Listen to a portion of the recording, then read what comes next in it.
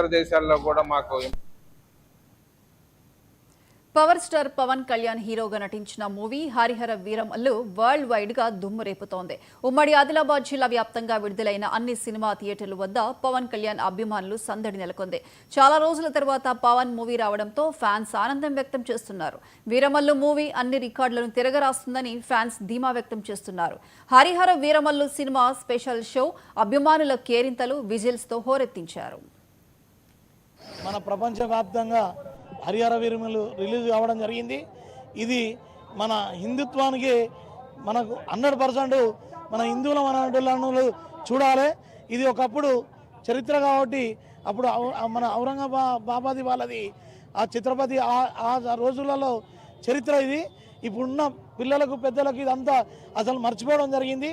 ఆ చరిత్ర అనేది తీసి పవన్ కళ్యాణ్ గారు ఇది హిందూ సమాజానికే గొప్పగా తీసిన పిక్చర్ ఇది.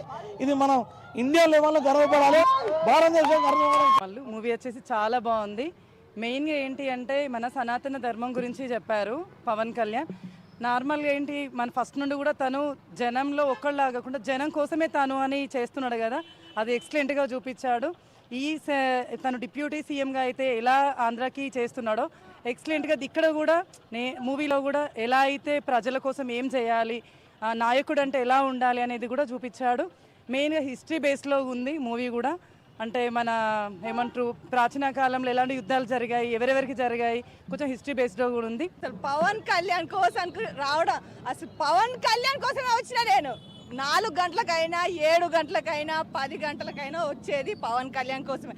హైందవ ధర్మం కోసం కాపాడేవాడు ఎవరైనా ఉన్నారంటే పవర్ స్టారే. హిందుత్వం అసలు హిందువులుగా మనం పుట్టినామంటే హిందుత్వాన్ని అసలు మనం కాపాడలేకపోతున్నాం. కానీ అట్లాంటివి మన హిందువుల కోసానికి హైందవ ధర్మం కోసాన్ని కాపాడడానికి పుట్టిన వాడే పవర్ స్టార్ పవన్ కళ్యాణ్.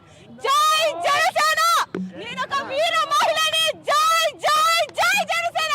అసలు పవన్ కళ్యాణ్